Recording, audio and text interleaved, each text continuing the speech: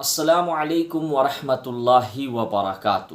جیسا کہ آپ لوگوں کو معلوم ہے کہ مولانا طارق جمیل صاحب کے بیٹے چند دن پہلے انتقال فرما گئے، اور اس کو لے کر سوشل میڈیا پر طرح طرح کی باتیں ہو رہی ہیں۔ کچھ لوگ یہ کہہ رہے ہیں کہ مولانا طارق جمیل صاحب نے دعا کیوں کرائی۔ کچھ لوگ یہ کہہ رہے ہیں کہ قرآن خوانی کیوں کرائے، حرام ہیں۔ تو کچھ لوگ مولانا طارق جمیل صاحب کے بیٹے کے بارے میں یہ کہہ رہے ہیں کہ ان کا بیٹا پاگل تھا۔ اسی طریقے سے مولانا طارق جمیل صاحب کے بارے میں بول رہے ہیں کہ وہ غلط بیان کرتے ہیں۔ تو اس طرح کی باتیں سوشل میڈیا پر لوگ باتیں کر رہے ہیں، جو کہ بہت افسوس کا مقام ہے۔ مولانا طارق جمیل صاحب کا آج کا بیان میں مختصر میں شارٹ میں دکھانا چاہتا ہوں، اس کے بعد پھر انشاءاللہ آگے گفتگو کروں گا۔ غور سے سنیے گا، مولانا صاحب کا یہ بیان رلا دینے والا بیان ہے، جو لوگ غلط خبریں سوشل میڈیا پر پھیلا رہے ہیں۔ کیا کیا میرے ملک کے انسانیت ہی بھول گیا ہے۔ میرے بیٹے کی لاش میرے سامنے ہر وقت نظر آتی رہتی ہے، اور کوئی کہہ رہا ہے خواب جھوٹا بیان کیتا سوں، کوئی کہہ رہا ہے بیان کرنا والا کوئی جھوٹا ہے، کوئی کہہ رہا ہے قرآن خوانی کیوں کیتی سوں، یہ تو حرام ہے، کوئی کہہ رہا ہے دعا کیوں کروائی سوں۔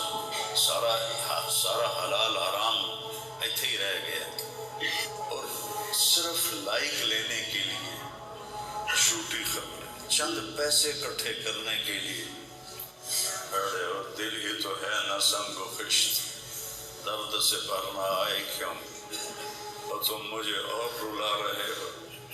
شرم ہی نہیں ملو کم بختاں چار ٹکے یا سستی شہرت لین واسطے۔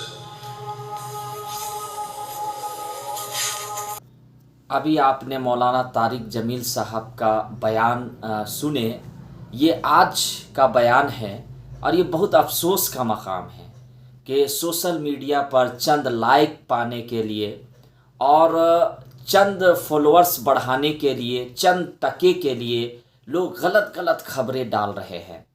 کوئی کہہ رہا پاگل ہے، تو کوئی کہہ رہا کہ نہیں خودکشی کر لیے۔ بھائی پاگل ٹھیک ہے، دماغی توازن خراب تھا، لیکن خودکشی والی خبریں بالکل غلط ہے۔ اسی طریقے سے کوئی کہہ رہے کہ مولانا طارق جمیل صاحب قرآن خوانی کرائے۔ بھائی مولانا طارق جمیل صاحب کے بیٹے کا انتقال ہوا ہے، ان پر کیا گزر رہی ہوگی، کتنی تکلیف ہو رہی ہوگی، اس وقت ہی کیوں حلال اور حرام سمجھ میں آ رہا ہے، اس وقت ہی کیوں جو ہے فتویٰ دے رہے ہیں۔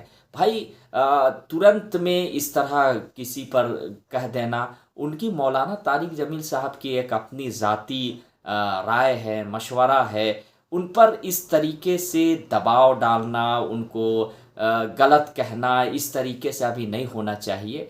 بہرحال یہ ایک ناچیز کی رائے ہے۔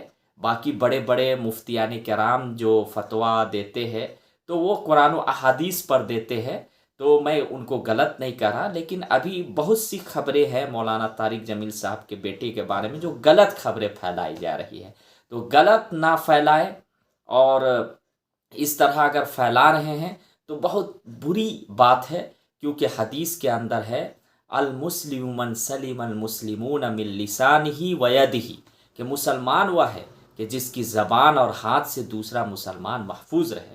اس وقت مولانا طارق جمیل صاحب کے زخم پر مرہم لگانا چاہیے، ہم نمک چھڑکنے کا کام کر رہے ہیں، جو کہ بہت غلط بات ہے۔ السلام علیکم ورحمۃ اللہ وبرکاتہ۔